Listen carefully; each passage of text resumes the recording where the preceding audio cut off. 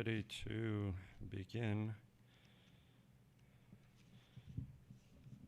We're going to approach things slightly differently tonight because of the way I have this structured. We're just going to do one song before the opening prayer, and we'll have our class then one song after that kind of fits with the lesson, and then followed by closing prayer. So if you'll open up with me to 121, that's where we'll be if you'll have a songbook. That's 121. Come, let us all unite to sing. And we'll do all three on this one. Come, let us all unite to sing. God is love. Let heaven, earth their praises bring.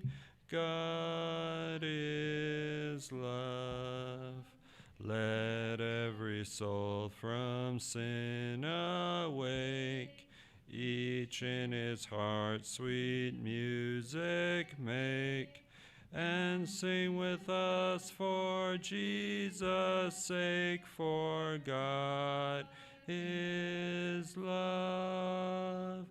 God is love.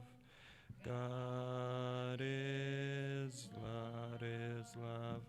Come, let us all unite to sing that God is love. Oh, tell to us remotest bound, God is love. In Christ we have redemption found. God is love. His blood has washed our sins away. His Spirit turned our night to day. And now we can rejoice to say that God is love. God is love. God is love. Come, let us all unite to sing that God is love.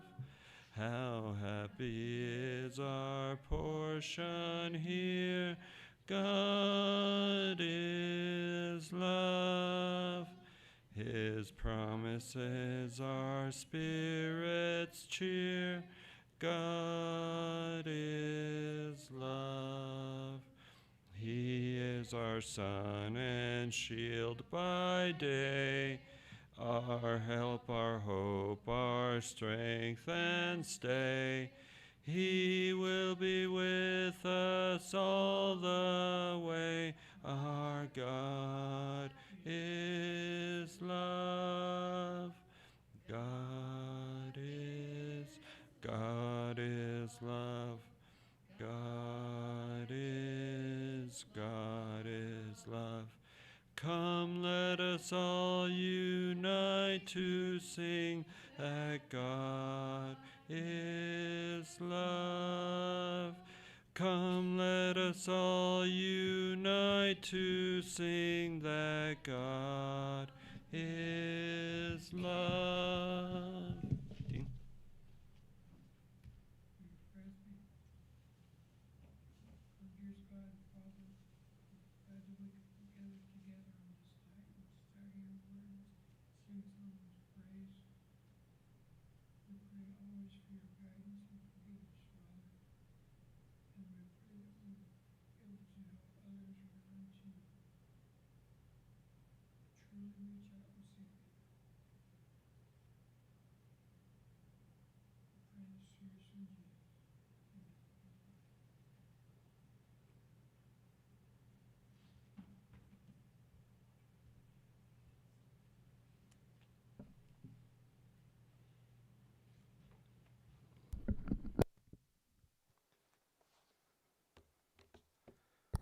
Alrighty. We are in Mark chapter 5. Continuing to make our way through this great gospel.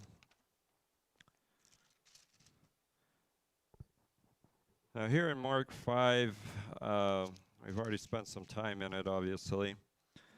But we looked at the story of the Gerasene demoniac, where Jesus basically healed this man by casting demons out of him. And I realized that I was continuing to work my way through this chapter, that's what chapter 5 really focuses on, is the healings of Jesus. That, as I've already said, began with Jesus casting out the demons out of the man who had those demons, collectively known as Legion.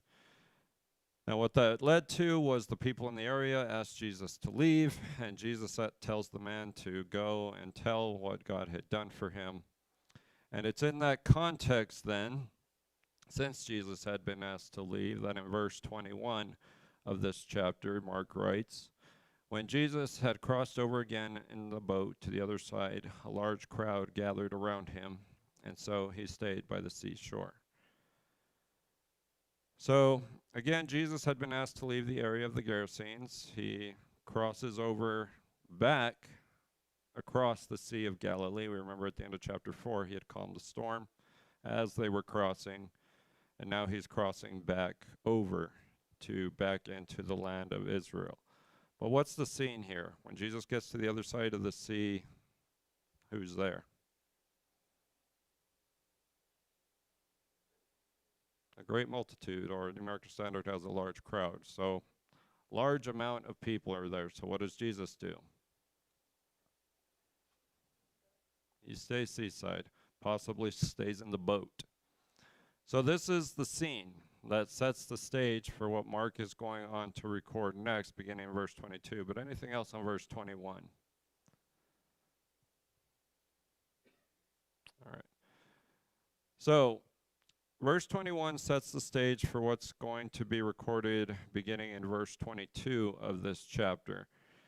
Now, beginning in verse 22 of this chapter, Mark enters into a section of his gospel that deals not only with the healings of Jesus, but also with the faith that others had in Jesus. Faith is a very prominent aspect of the section we're going to be looking at tonight. But more specifically, what Mark does in verses 22 through 34 of this chapter is introduce to his readers two specific individuals who had some degree of faith in Jesus, and he brings these characters out in order to make 2 points that deal with the fact that faith makes one well. That's the point we're going to be looking at tonight.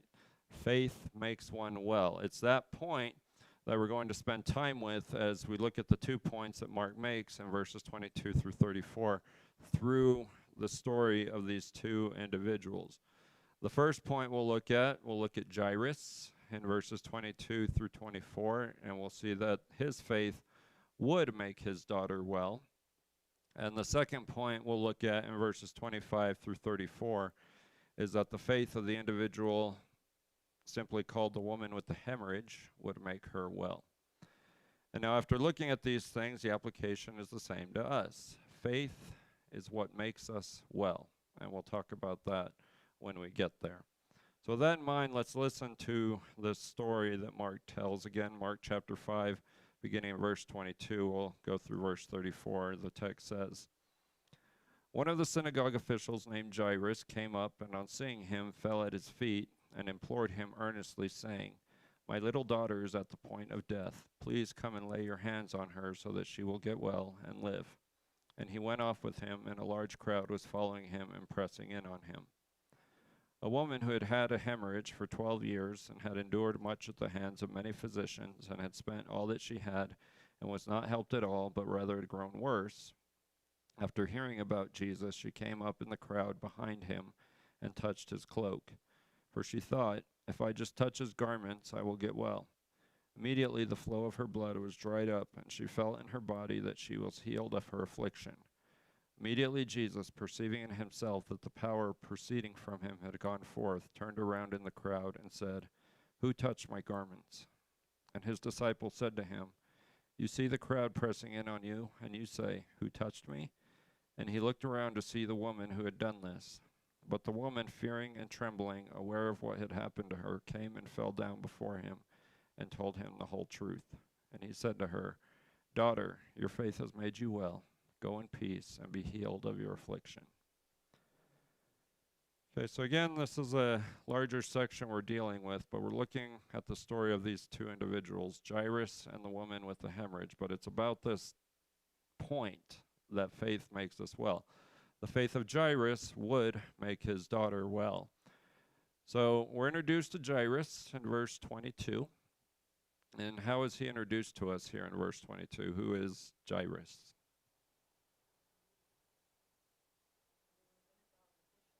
Okay, was a synagogue official. What else does verse 22 tell us?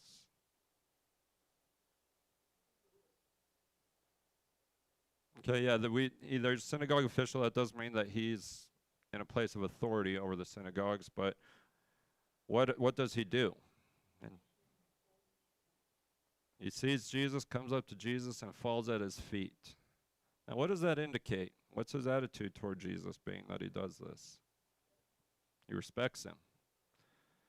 We might go so far as to say he's worshiping him in this position, but it is a degree of respect. So we have Jairus. He's the synagogue official, comes up and falls at Jesus' feet. Beyond these things, there is nothing more we know about Jairus, because across the Gospels of Matthew, Mark, and Luke, we don't find him in John.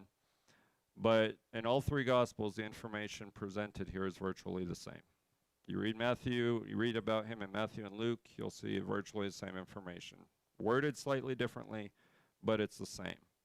So all we know about Jairus from this verse is that he was a man of authority in the synagogues.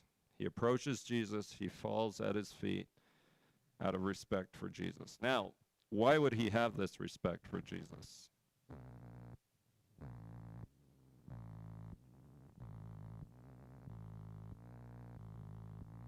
They know who he is. We've already talked about the fact that Jesus already has a reputation at this point.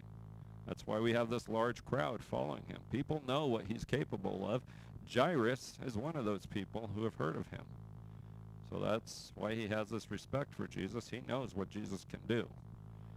Questions or comments on 22? All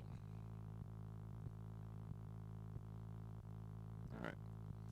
So Jairus has been introduced.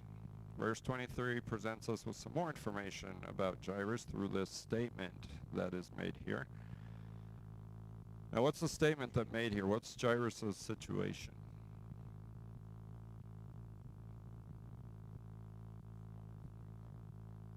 His daughter's very ill at the point of death, is what the text says.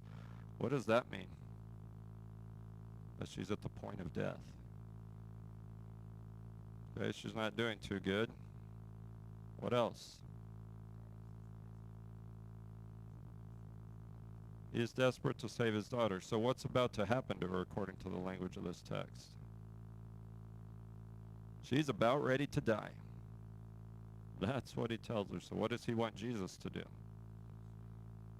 How?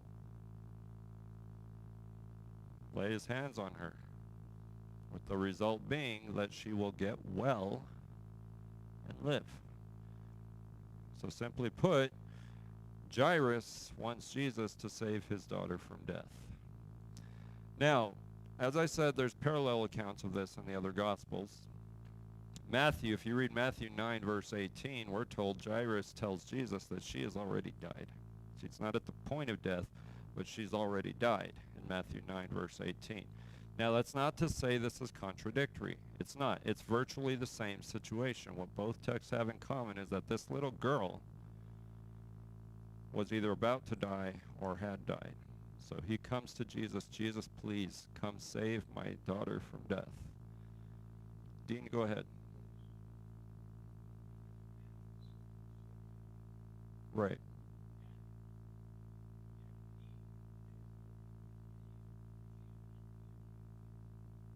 That's true. And this is where we're beginning to see this man had some faith in Jesus. Shannon, did you have your hand up? I thought I saw your hand go up. Okay. So yes, this is a man of authority who's exhibiting some faith in Jesus. He knows what Jesus can do, so he comes to Jesus, asks him to do what this man already knows he's capable of. So how does Jesus respond in verse 24? He goes with him. Who's following? The crowd. What's the crowd doing? Pressing in on him. What does that mean? It was tight. You ever been in a crowd so big that you were just have no space? That's what's going on here. People are just crowding around Jesus. Now, this information is going to be significant here in just a minute. But he goes off with Jairus. Remember, he's on the seashore. Jairus comes up to him. Jesus says, here's what I need you to do. Jairus says that. Jesus goes with him. So he's leaving the seashore, going off to Jairus' house. Large crowd is following, just crowding Jesus as he's going. Anything else in verses 23 or 24? Okay. So, putting all these things together, the point we should see about the faith of others in Jesus is that the faith of Jairus would make his daughter well. Now, in these verses, Mark has shown that Jairus, as we've already seen, had some degree of faith in Jesus. But ultimately, this is the faith that would save his daughter from death. So this is one reason, then, that Jesus would accompany Jairus back to his home to perform the miracle that he was going to perform for Jairus' daughter. But again, he's being followed by this large crowd that's pressing in on him.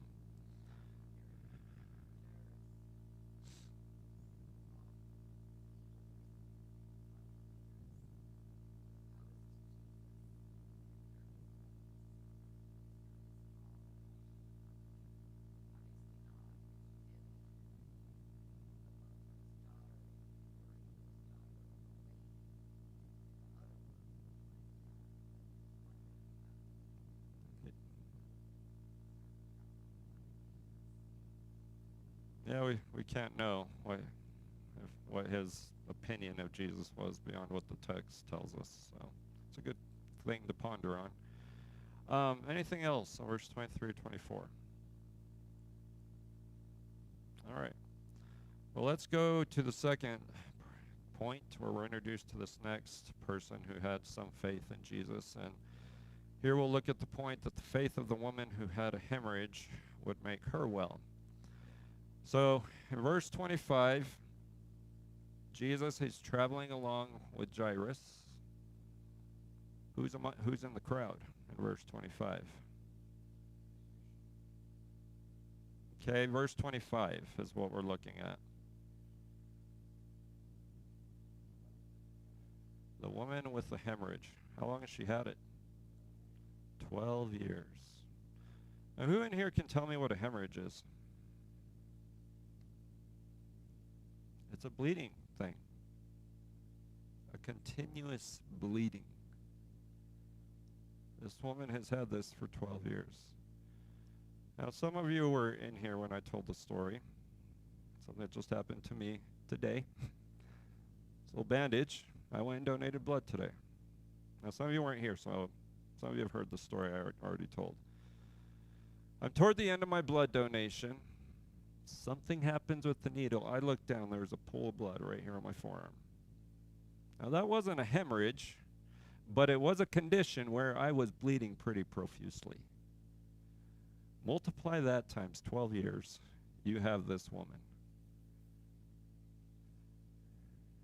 She was probably very weak. And we're going to look at some of the circumstances she was under here when we get to the next verse. Now, something else we should understand, since this woman was bleeding continuously, under Jewish law, she would have been considered unclean. We read about this in Leviticus 15, verses 19 through 33. Any woman who had blood flowing from her body continuously, even in situations like a period, women, you would be considered unclean under Jewish law. And add to that, anything this woman touched or sat on would also be unclean So this woman's situation, very big problem for her in Jewish society. So this is the problem she's under. Anything else on verse 25 before we continue to talk about her in verse 26? She has faith, no question there. Anything else on verse 25? All right, verse 26. We're told more about this woman. What does verse 26 tell us about her situation? She's gone to a lot of doctors and they haven't helped her at all. What else does verse 26 tell us?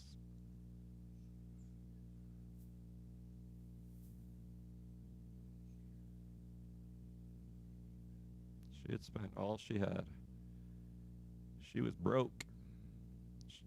Now, the text doesn't tell specifically money, but everything this woman owned went to her care. But what was the end result? She was worse. She got no help. Cost her all that she had to try to get this under control. She didn't get help. She got worse. Now again, that's only part of the problem.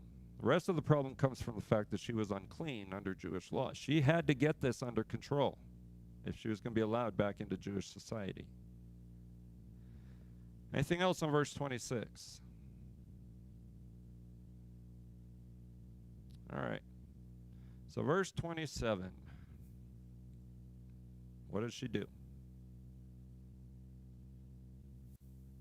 She touched his garment. She is one among the potentially thousands of people that have heard about Jesus. She's in the crowd, pushes her way through, and touches his cloak, is what the New American Standard has. You have garment? Okay, same thing. Just his outer garment is what this cloak is about. Now, this is important because this is another instance in Mark's gospel where physical touch is involved in Jesus healing someone. Now, what we should also be reminded of here is based on passages like Mark 3, verse 10, we're not going to go there. There was this belief that even touching Jesus would bring about healing. Just laying a finger on him, boom, healed. That's what people believed because they knew what Jesus was capable of. Again, this is why there's this large crowd, because they know what he's capable of. And we know this woman is of that mindset because of verse 28. What was she thinking?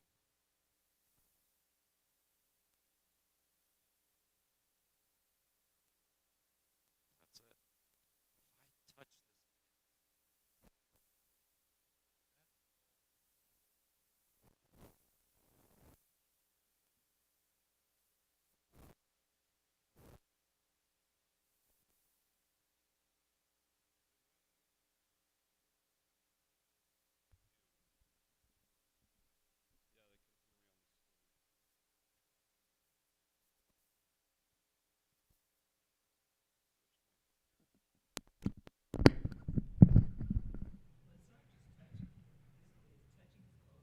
It's touching his clothing, but it's still touch. Yeah. Yeah, absolutely. But it's like touching Jesus, touch his clothes. So yes, it's the same principle. Now something else, she says, if I touch his garments, I will get well. Does anyone have a different word than well there? No? Everybody has well? Okay. I ask that because this statement that the woman makes could literally be translated as, I will be saved. The word well comes from the same word translated as saved or salvation, whatever word you want to put there. So this woman not only believes that Jesus could heal her, she has some degree of knowledge that salvation comes from Jesus. So at least salvation from her medical condition, if not salvation of her soul. Questions or comments on 27 or 28?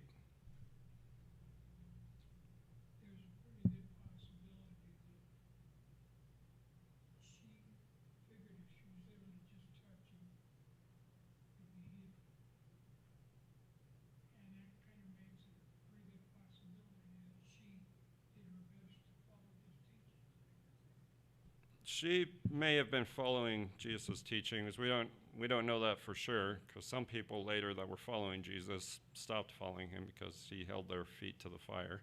But that's a different point. Anything else on verse 28? Okay.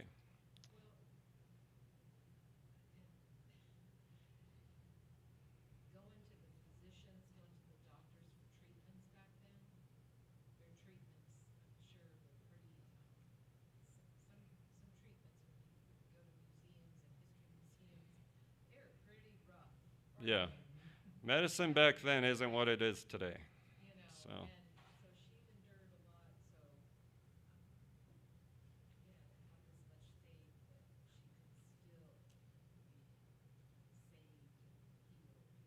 Right. Yeah. This was over a span of 12 years that she'd been dealing with this, and she reached this point. Jesus was basically her last hope. So, she touches Jesus, verse 29. What happens?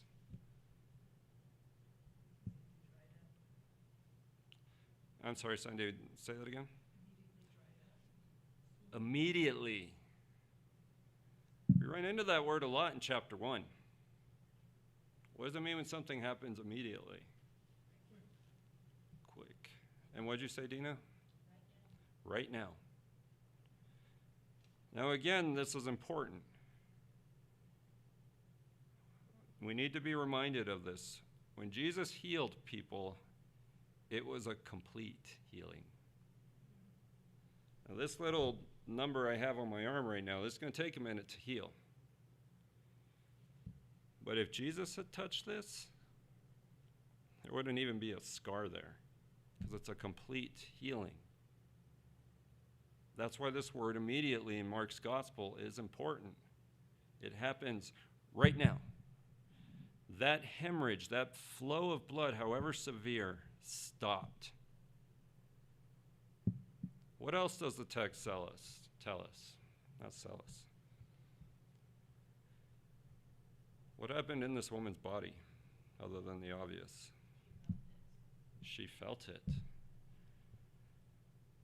I don't know what this woman felt. I wish I did. But something happened in her body where she knew she was healed. It wasn't she found out the next day that it stopped. Right then and there in that moment, something happened in her body that she knew it was gone. The result, the text says, she was healed of her affliction. Now, what does that word affliction mean? Problem. What's that, Nicole? Suffering. It's a difficulty. It ended as soon as she touched Jesus' cloak or garment. Questions or comments on that before we get to verse 30?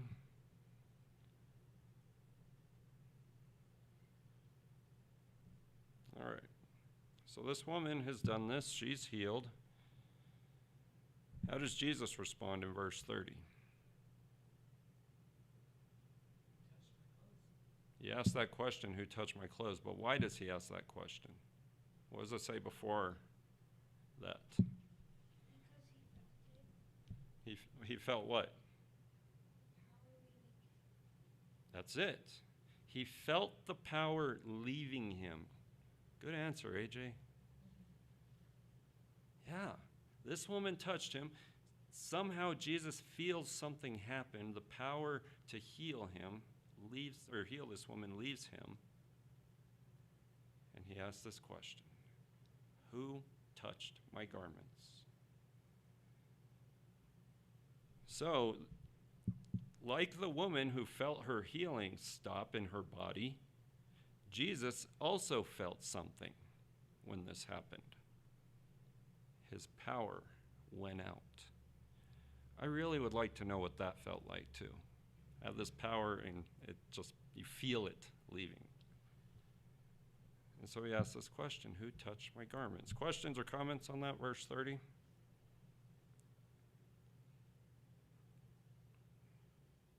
Okay. Well, he didn't ask that question because he didn't know.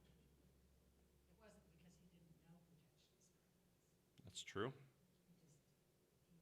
And we're going to see that here in just a minute. Right. Yeah, Jesus does know who touched his garments, and we're going to see that in the text here in just a minute. But he responds to what just happened. So we come to verse 31.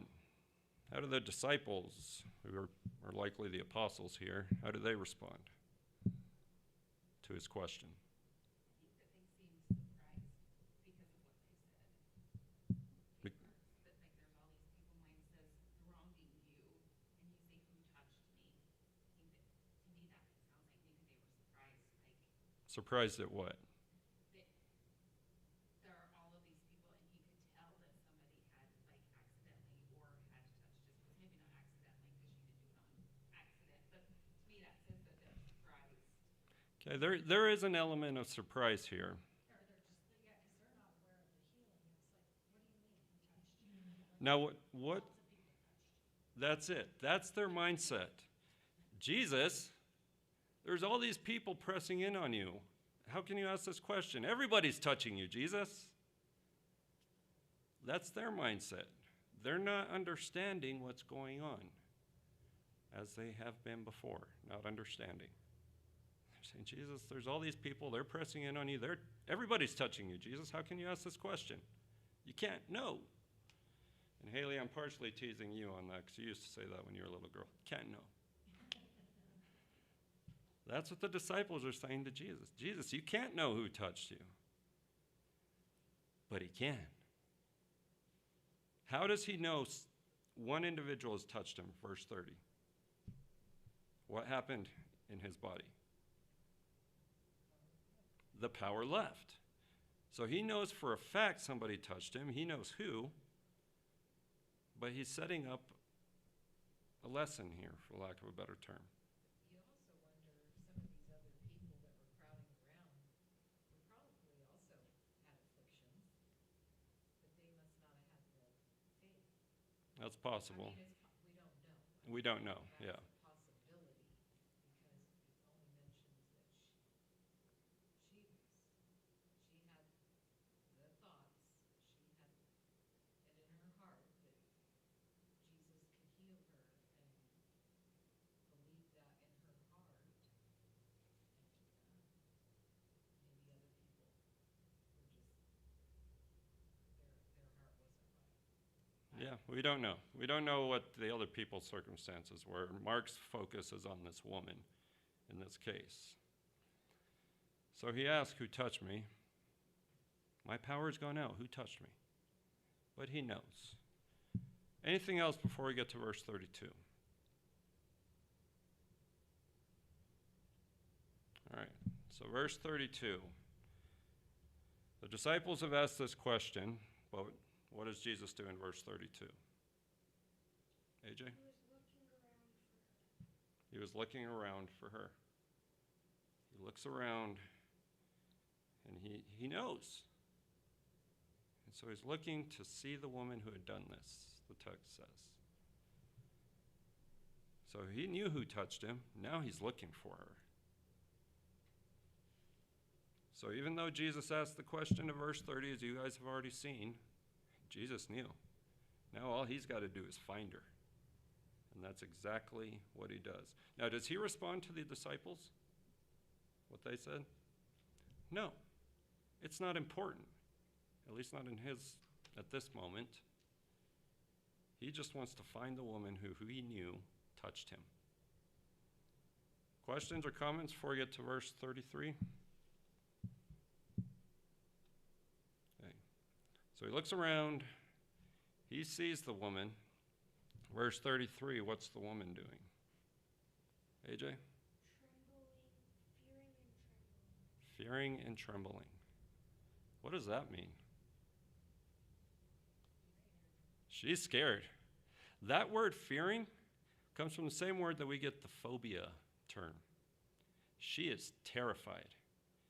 And that's exhibited in her trembling. Why is she doing that? Why is she fearing and trembling? Shaking with fear. Okay, yes. But what's causing that? Okay? Maybe she's afraid he's gonna take away the healing. Maybe. We don't know for certain. Yeah, like, she's been to all these doctors, she finally feels that she's healed, and then he calls her out on it, and she's like, uh-oh, maybe he's gonna take this back. Yeah. That's She, what I would think, uh-oh, Yeah, he's mad now, and he's gonna take it back. that might be part of her mindset here. She's fearing and trembling. What does she do when Jesus spots her? She fell down. Yeah, tells him the whole truth. Now, who else fell down before Jesus a little bit ago? Jairus. So again, now we have this woman falling down before him. Out of respect, she's fearing and trembling. She knows what Jesus can do. And she holds nothing back, tells him the whole truth. Probably not just about her touching him, but also her 12-year hemorrhage story. So she confesses to him, Jesus, it was me. Here's why I did it. Here's what I've been dealing with. And Jesus feels compassion. How do we know he feels compassion? His response. What does he say to her in verse 34? Daughter, your faith has made you well. This is what Mark has been building toward. Your faith has made you well. What else does he tell her?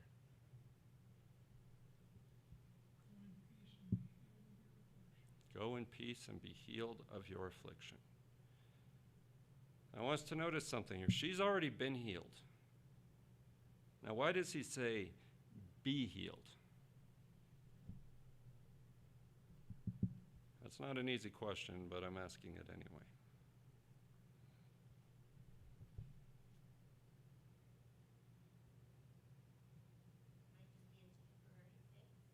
I'm sorry, Shannon, say that again?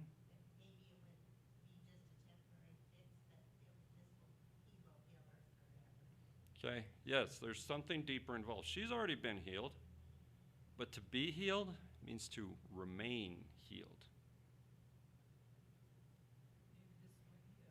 Maybe this might be a mental healing, It might be. worried all these years about. Now, again, the faith has made you well. It builds on that statement. The well word is that saved term that I told you about a little bit ago. So this woman has been saved, yes, from her medical condition, but Jesus here seems to be saying something more. Be saved. Now, we need to be reminded, Jesus, if he wants to say somebody's saved during his earthly ministry, he could do that. Hop up and down to be saved, Jesus might say. He could do that while on earth. Baptism doesn't come into the picture until after he's gone. So that's what he seems to be saying to this woman. Be saved. Your faith has saved you. Go in peace. Now, what's this peace business about? What does it mean to have peace, to go in peace?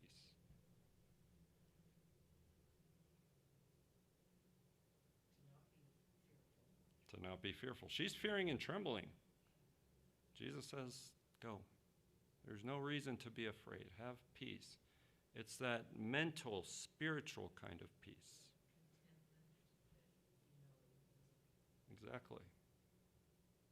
You're fine, woman. But he doesn't call her woman. What does he call her? Daughter. I'm going to tell you something. This is the only time in all four Gospels that Jesus calls someone daughter. What kind of language is that? It's family. This is where you see the compassion of Jesus. Daughter. That's how he's seeing this woman as someone who needed help, someone who received that help, and would be totally healed of her affliction or her difficulty. So, questions or comments on verse 34?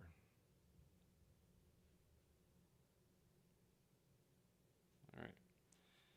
So the point we should see from verses 25 through 34 about the faith of others in Jesus is that the faith of the woman who had a hemorrhage made her well. I would love to have talked to this woman after this happened, but we don't have that privilege. What we are told is that her faith helped her be healed of her hemorrhage, but this may also be a spiritual healing that Jesus ultimately offers her. The result? She could go in peace, with the knowledge that she would remain healed of what was causing her difficulty, not just her medical condition, but ultimately sin that infects us all. So, putting verses 21 through 34 of this chapter together, the point we should be left with is that faith makes one well. This seems to be the point Mark is driving home in this section, that faith makes one well. Faith of Jairus would make his daughter well. His story is coming next week, the rest of his story. The faith of the woman with a hemorrhage would make her well. So it's our faith that makes us well. Well, someone might say, well, David, I have faith. Why am I still sick? Why do I still have cancer? That's not the kind of wellness that is ultimately at play here. We won't be free from sickness. We won't be free from death. We know that. But faith helps us to remain spiritually well. If we are spiritually well, the words of Jesus ring true for us. Go in peace. Be healed of our own afflictions that are brought on by sin and the difficulties of this world. But if we want that wellness, our wellness center, like we have here in Bryce, our wellness center is Jesus. If we want to be healed, if we want to be well and have this spiritual peace, it's to Jesus we must go. Now, I told you we did one song at the beginning. We're going to do our second song right now. I think a song that fits well with this is number 490.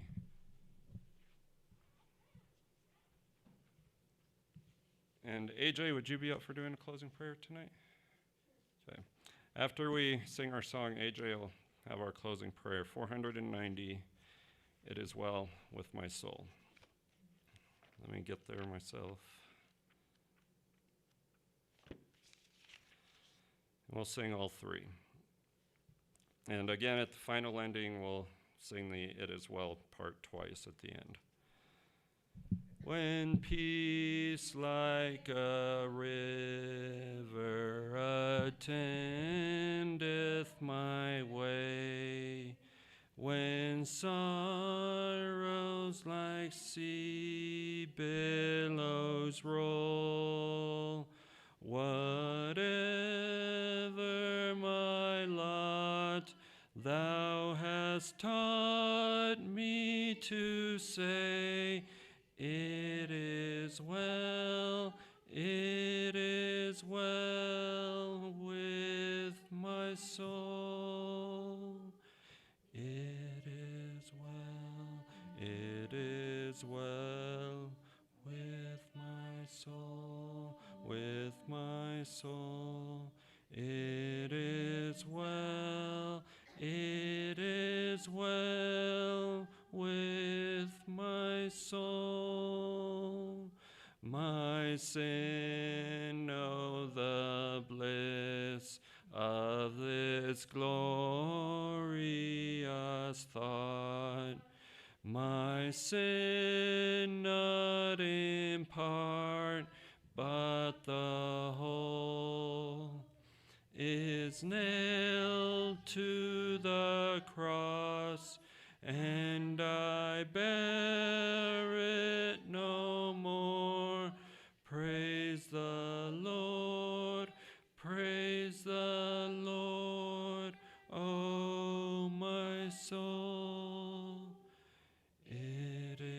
is well, it is well with my soul, with my soul.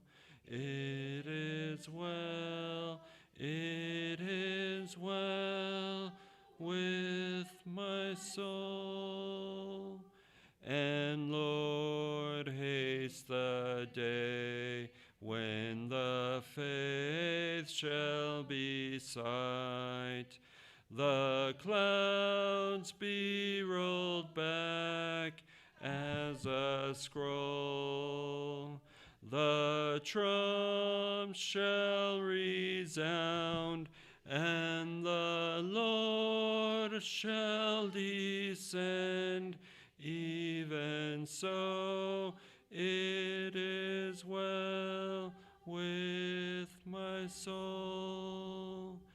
It is well, it is well with my soul, with my soul. It is well, it is well with my soul. It is well, it is well with my soul, with my soul. It